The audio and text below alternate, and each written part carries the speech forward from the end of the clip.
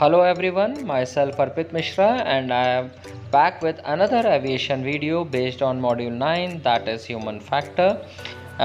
This time I am going to discuss about some non-technical topics, that is what are the role of supervisors, what is leadership, what are managers and what are their roles, what is peer pressure in an organization, how communication affect our maintenance. Apart from this, how physical environment affect the maintenance, and then we will also see what is the importance of this human factor in our aviation maintenance, and also peer pressure in an organization. So there are several topics in this particular module which I am going to share with you. So be with me till the end of this video session, and I will be uploading many videos on this particular subject. So watch all those videos, and I'll try to post as soon as possible all the videos. So let's get started. So बात करते हैं illumination पे. Illumination refers to the lighting both within the general working environment and also in the locality of engineer and the task he is carrying out. अभी general working environment यानी कि hanger में जो ceiling पे light है वो हो गया working general working environment. Locality of a engineer जहाँ पे वो काम कर रहा है और जिस टास्क पे काम कर रहा है, ठीक है. तो इन दोनों इमेज पे आप देख सकते हैं किन लाइट्स की बात हो रही है. अभी नाइट में काम करना है तो वहाँ पे लाइटिंग चाहिए, लेकिन मुझे किस कंपार्टमेंट में काम करना है वहाँ पे भी लाइट की ज़रूरत पड़ेगी, ठीक है. तो सिर्फ हैंगर में लाइट होने से काम नहीं होगा. एयरक्राफ्ट के अगर THS या फिर ECS बे या फिर कार्गो में मैं काम करने जा रहा हूँ तो मुझे एक्स्ट्रा लाइटिंग की ज़रूरत पड़ने वाली है. It can be defined as the amount of light striking a surface. Illumination is defined as the amount of light striking a surface. In order that aircraft maintenance engineer are able to carry out their work safely and efficiently, it is imperative that their work can be conducted under proper lighting condition. तो safety और efficiency को ध्यान रखते हुए proper lighting condition होनी चाहिए. The cone in the retina, अब आई पे इफेक्ट पड़ेगा लाइट की वजह से, ठीक है. तो cone in the retina of eye require good light to resolve the line detail. Furthermore color vision require adequate light to stimulate, that is more active the cone. Both point relating your eyes. तो आई पे effect ना पड़े इसलिए proper lighting should be there. Colour vision भी effect हो सकता है. Inappropriate और insufficient lighting can lead to mistakes in work task or can increase the time required to do the work. So अगर प्रॉपर लाइटिंग नहीं है तो गलती के चांसेस हो सकते हैं और जिस काम को मैं कर रहा हूँ उस काम में टाइम भी लग सकता है. तो इस स्लाइड पे हमने बात की है प्रॉपर लाइटिंग कंडीशन सेफ्टी और एफिशिएंसी को मेंटेन रखने में हेल्प करती है. आई पे इफेक्ट पड़ सकता है अगर प्रॉपर लाइटिंग नहीं है तो. इसके साथ साथ गलती होने के चांसेस बढ़ जाते हैं और जिस काम को अपन कर रहे हैं उस काम में टाइम ज़्यादा लग सकता है अगर प्रॉपर लाइटिंग नहीं है तो. Then, when working outside during daylight, the engineer may have sufficient natural light to see well by. It is possible, however, that he may be in the shadow or a building. हो सकता है during मतलब दिन में light तो बराबर है लेकिन वो शेडो में है और वो ऐसी एरिया में काम कर रहा है जहाँ पे लाइटिंग प्रॉपर नहीं है, ठीक है.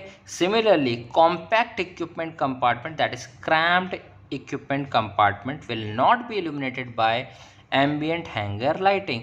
तो जो कॉम्पैक्ट इक्विपमेंट कंपार्टमेंट हैं जैसे ECS बे है वहाँ पे हो सकता है प्रॉपर लाइट ना हो, तो वहाँ के लिए आपको एक एक्स्ट्रा जो एडिशनल लोकल आर्टिफिशियल लाइटिंग की ज़रूरत पड़ सकती है जिससे हम टास्क लाइटिंग बोलते हैं, जैसे कि टॉर्च हो गया.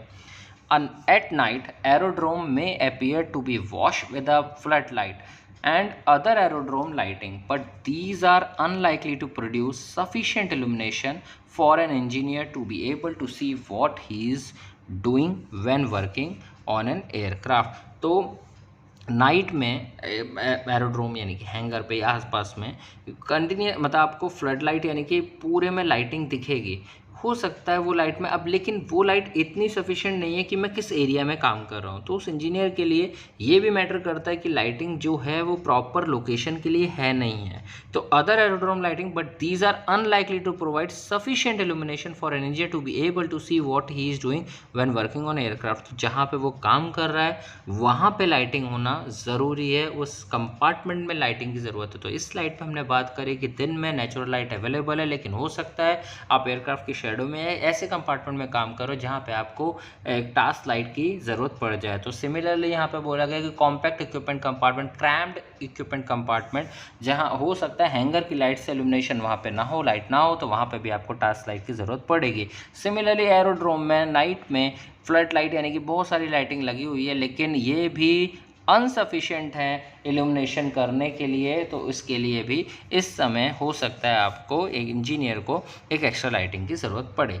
Again additional local artificial lighting is needed which may nothing more than a good torch. तो रात में पूरी लाइट जल रही है लेकिन फिर भी टॉर्च की ज़रूरत पड़ जाएगी। तो night is also creating a difficulty in aviation. तो हम फिजिकल एनवायरनमेंट में सबसे पहले नॉइज़ की भी बात की, noise is also creating a trouble in maintaining, ठीक है, मेंटेनेंस में।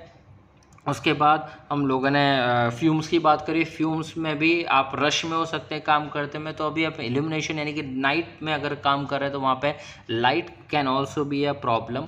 सो however the drawback of a torch is that it leaves the engineer only with one hand available with which to work. तो अभी कैसा है, अगर एक हाथ में टॉर्च पकड़ा है तो दूसरा हाथ ही अवेलेबल है काम करने के लिए। तो इसके लिए क्या है, head band, a light mounted on a headband get around this problem। तो इस प्रॉब्लम को जहाँ पे हम लोग टॉर्च का इस्तेमाल कर रहे हैं वो ऐसा नहीं है कि टॉर्च का इस्तेमाल ही नहीं होगा, बट एक पॉइंट आया कि टॉर्च का इस्तेमाल आप एक हाथ से करें तो दूसरा हाथ विल भी आपका अवेलेबल होगा सिर्फ काम करने के लिए। लेकिन जब अगर आप हेडबैंड पहनते हैं जिस पे लाइट माउंटेड है, उस केस में आप दोनों हाथ आपके फ्री रहेंगे to do the maintenance task. So within the hangar, general area lighting tend to be some distance from the aircraft on which an engineer might work, as it is usually attached to very high ceiling of the building। तो जैसा मैंने पहले ही slide में आपको बोला कि hanger में जो लाइटें हैं वो सीलिंग पे होंगी और वो अच्छी खासी हाइट पे होंगी, ठीक है।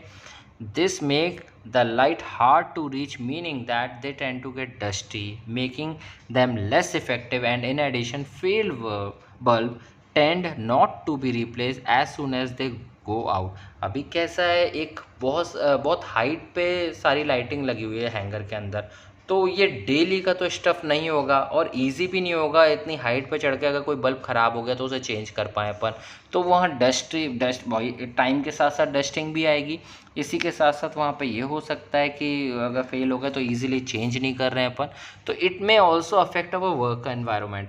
इन general area lighting in hangar is unlikely to be as bright as natural daylight. तो हैंगर में जो लाइटिंग है वो जैसे दिन में अपने पास लाइट अवेलेबल है उतनी इफेक्टिव नहीं है। As a consequences local task lighting is often needed specially for a work of a precise nature. तो हमने क्या कंपेयर किया, इस स्लाइड में हमने बोला कि हैंगर में जो लाइटिंग लगी हुई है वो बहुत हाई सीलिंग पर लगी हुई है, तो हो सकता है अगर बल्ब ख़राब हो, डस्ट आ गया हो, तो वो फ्रिक्वेंटली चेंज नहीं होगा। तो इस केस में कैसा है कि हम कंपेयर कर रहे हैं कि जो दिन में लाइट अवेलेबल होती है उसके कंपैरिजन में हमारे पास ये जो नेचुरल लाइट है उसके कंपैरिजन में ये बेटर नहीं है। तो इसके लिए हमें लोकल टास्क लाइटिंग की ज़रूरत पड़ सकती है, वेदर इट्स डे और वेदर इट्स नाइट। सो इसलिए illumination is important. Then a torch can be very useful to the engineer, but Murphy law क्या बोलता है, if it can go wrong it will, अगर होना है कुछ गलत तो वो होगा। तो torch battery will run down when the engineer is across the airfield from the store. अभी हो सकता है काम करते करते टॉर्च की बैटरी डाउन हो जाए, it's a normal scenario you can से, हो जाता है। अभी अगर हो गया तो क्या करना है, तो एक्स्ट्रा बैटरी आपको, स्पेयर बैटरी अपने साथ रखनी है। It is much wiser to carry a spare set of battery than take a chance by attempting a job without enough light. ये सब क्या है, आपको कंडीशंस बताई जा रही है। May be these are the points which you can say अरे यार बहुत ईजी है, बट फिर भी ये बहुत छोटी छोटी चीज़ें अपने को एक रिवीजन हो जाता है। आप ऐसा समझिए कि रिवीजन और रिकॉल कर पा रहे हैं आप इन चीज़ों को। तो ये बहुत छोटी सी बात है कि टॉर्च बैटरी, अगर आप टॉर्च यूज़ कर रहे हैं तो वहाँ पे बैटरी अगर डाउन हो गई तो अपने पास स्पेयर सेट होना चाहिए वहाँ पे, ताकि अपन लगा के काम अपना रोके ना, कर लें। When using task lighting, it should be placed close to the work being done but should not be in an engineer line of sight, as this will result in a direct glare। अभी light आपने task light use कर रहे हो तो ऐसा नहीं हो कि वो मैं जैसे इंजीनियर काम कर रहा है तो उसकी लाइन ऑफ साइट पे आए, आँख पे पड़े। ऐसा एग्जांपल लेते हैं, सन है, सन की जो लाइट है अगर डायरेक्ट आइस पे पड़ी तो वो डायरेक्ट फ्लेयर हो गया। इनडायरेक्टली मतलब किसी सरफेस से रिफ्लेक्ट होकर अगर आइस के पास आ रही है तो वो इनडायरेक्ट फ्लेयर हो, ग्लेयर होगा। ठीक है, मैं फ्लेयर बोला, सॉरी, ग्लेयर होगा। ठीक है, तो डायरेक्ट ग्लेयर में सन से डायरेक्ट रेस अपनी आइस में आ रही हैं तो अपन देखते हैं ना सूरज को तरफ से, तो वो डायरेक्ट अगर अपने तो अपन डायरेक्ट देख नहीं सकते तो वो डायरेक्ट ग्लेयर में आएगा। अगर इनडायरेक्टली किसी सरफेस से टकरा के अपने आँख में लग रही है तो वो हमारा इनडायरेक्ट ग्लेयर होगा। सेम यहाँ पे अब टॉर्च जो टास्क लाइटिंग आप यूज़ कर रहे हो वो इस तरीके से हो कि जो इंजीनियर है उसका व्यू मतलब उसको उसकी विजिबिलिटी पे इफेक्ट ना आए, इन शॉर्ट उसकी विजिबिलिटी पे इफेक्ट ना आए, लाइन ऑफ साइट पे इफेक्ट ना आए। ठीक है, इट डज़ नॉट रिफ्लेक्ट, मतलब एक ये जो लास्ट वाला पॉइंट है it is for the indirect glare जो है। ठीक है, वैसा नहीं होना चाहिए। then glare of either kind will be a distraction from the task and may cause mistake। अगर ऐसा हुआ, लाइट अगर आँख पे पड़ी तो जनरल सी बात है मैं काम पे ध्यान नहीं दे पाऊंगा और गलती होने के चांसेस बढ़ जाएंगे। Lighting is supportive ancillary area, lighting in ancillary area such as office और store should be good. Office और स्टोर में कुछ हैंगर में ऑफिस भी कनेक्ट रहते हैं, ऑफिस भी रहते हैं तो वही रहेंगे ऑफिस, तो वहाँ पे भी लाइट प्रॉपर होनी चाहिए। ठीक है, if necessary tools such as mirror and borescope may be needed to help the engineer see into remote area. तो जो हैंगर्स हैं अगर वहाँ पे ऑफिस हैं, स्टोर ऑफिस और स्टोर है तो वहाँ पे भी लाइटिंग प्रॉपर होनी चाहिए। और इसके बाद जो लास्ट वाला पॉइंट है इट इज़ इम्पॉर्टेंट, अगर ज़रूरत पड़ती है तो मिरर और बोरस्कोप भी यूज़ किए जा सकते हैं इंजीनियर को रिमोट एरियाज़ में देखने के लिए। इस स्लाइड पे हमने यही बात करी, जो डायरेक्ट ग्लेयर है और इनडायरेक्ट ग्लेयर है दोनों से ही डिस्ट्रैक्शन होता है और मिस्टेक के चांसेस बढ़ जाते हैं। फिर हमने बात करी ऑफिस और स्टोर्स में जो लाइटिंग है वो भी इम्पॉर्टेंट है, वो भी गुड कंडीशन में होनी चाहिए। इसके अलावा हम लोग जो इंजीनियर है वो मिरर और बोरस्कोप की भी हेल्प ले सकता है रिमोट एरिया में काम करने के लिए। तो